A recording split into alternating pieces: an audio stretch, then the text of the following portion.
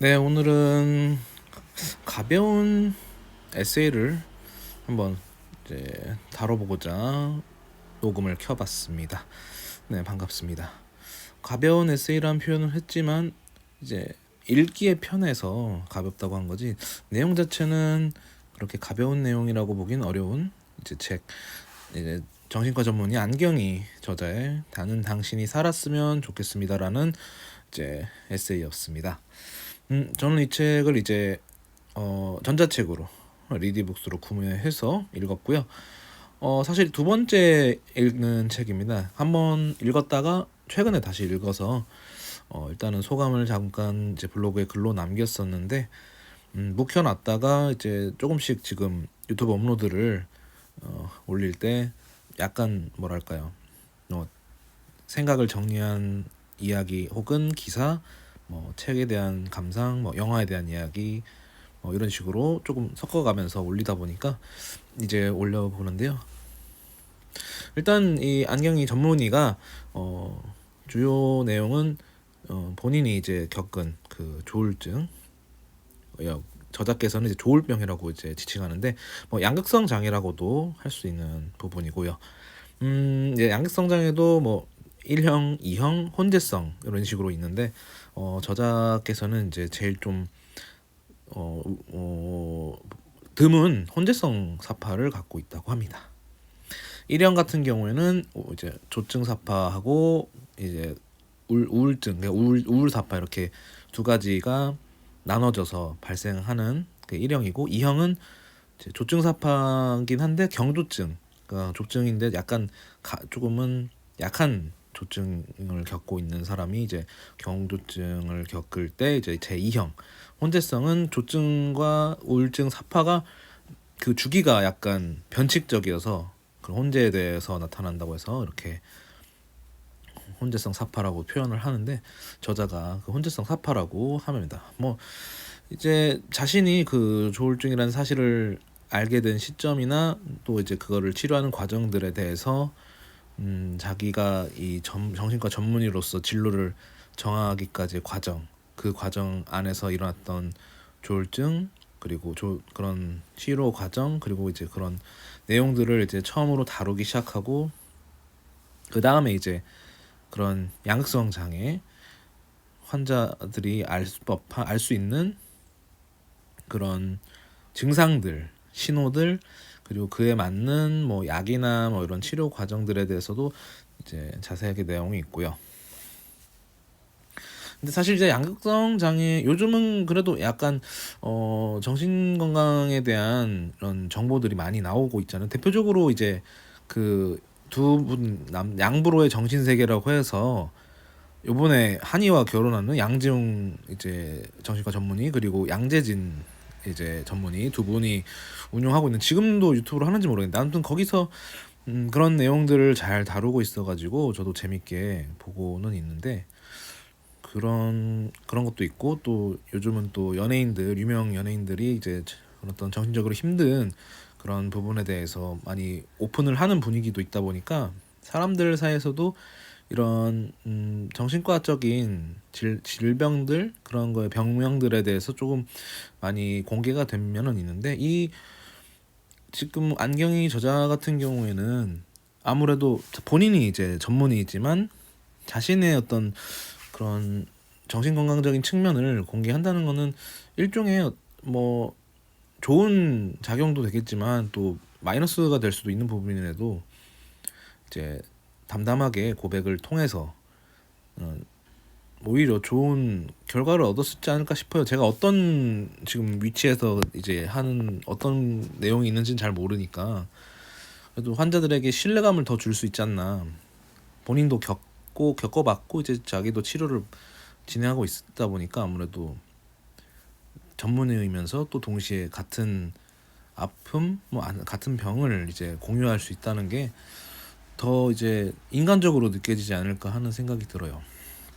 그리고 이 책을 또 마지막 3장 같은 경우에는 꼭 같은 조울증, 양극성 장애가 아니더라도, 혹은 내가 정신과적인 질환 때문에 힘들어하지 않더라도 누구에게나 이런 우울감이나 그런 것들, 정신적인 스트레스, 이런 부분에 대해서는 다 공통적으로 공감할 수 있는 부분, 또 그런 상황에 대해서 뭐 힘든 점에 대해서도 이제 조언을 해주는 내용까지도 담고 있기 때문에 한번 이렇게 그 안경이 저자의 삶, 그리고 안경이 저자가 이제 알려주는 그 조울병에 대한 것들, 그리고 내가 어떤 정신적인 스트레스에 대해서 이런 고민이 있는데 그 부분에 대한 이제 조언들이 이제 이렇게 나름 짜임새 있게 에세이로 담겨져 있습니다.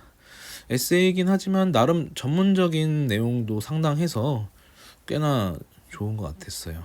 그러니까 에세이라는 게 누가 쓰느냐에 따라서 그냥 담담하게 자기 이야기를 풀어내는 이제 사연이 담긴 그냥 그런 좋은 글감이 되는 그런 내용이 있고, 또 어떤 분은 자기가 어떤 전문적인 업종에 종사해서 거기서 느꼈던 그런 지식들이나 이런 것들이 약간 묻어 나오는 지금처럼 이런 것들이 있다 보니까 진짜 에세이라는 장르는 무궁무진한 내용이 담겨져 있는 것 같아서 뭔가 보석 같은 걸 찾는 느낌? 보물찾기 하는 느낌이 들긴 해요.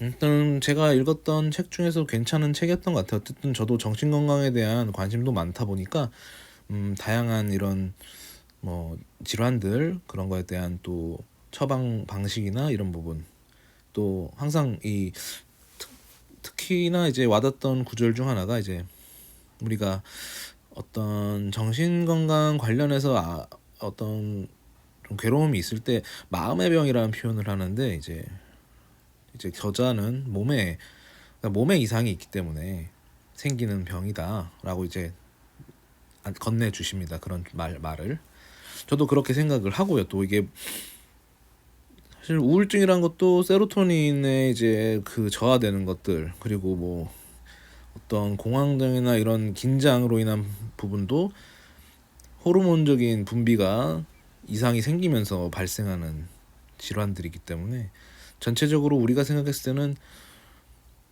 그런 부분을 의지로 혹은 내가 정신 차려서 막 해가지고 해야겠다라는 그런 생각으로 하다 보기보다는 아무래도 도움을 청하는 것도 나쁘지 않다는 거를 약간 메시지를 많이 던져주세요. 그러니까 이제 심지어 본인도 저울증일 때 이제 방문했던 전문의들이 태도나 이런 것 때문에 이제 자주 병원을 왔다 갔다 해서 좋은 의사를 찾기 위해서 이렇게 노력했다는 그런 구절도 나오거든요. 그런 것도 좋은 것 같아요. 만약에 병원에 방문했는데 영 그냥 약 처방만 대충 하고 뭐 이러는 느낌 받으면 그냥 과감하게 다른 가까운 병원들 많으니까 그렇게 찾아가는 것도 좋은 것 같습니다. 어쨌든 요즘은 그래도 그 해마다 이제 정신건강의학과 병원을 방문하는 환자가 많아졌다고 하는 기사들도 봤습니다. 그래서 그걸로 인해서 기사의 내용에는 점점 한국의 우울증 환자가 많아지고 있다라고도 표현을 하는데, 저는 그렇기보다는 그만큼 그런 자기의 우울증을 치료하기 위해서 적극적으로 이제는 병원에 대한 부정적인 마음보다는 이제 해결하고자 하는 마음이 더 커졌다고 느끼기도 해요. 그래서 방문자 수가 늘어나는 건 좋은 일이라고 봅니다. 그래서 예전에는 정신과라고 해가지고 좀 더 거부감이 있었는데 이제는 정신건강의학과라고 이름도 바꾸면서 어쨌든 그런 것들이 남아 있는데, 제가 봤을 때는 특히 이제 마음에 좀 힘든 스트레스나 이런 것들이 자기가 스스로 컨트롤이 안 된다고 생각했을 때 이런 책을 한번 읽어보면서 한번 내가 어떻게 대처해야 될지를 한번 고민하는 것도 좋을 것 같아요.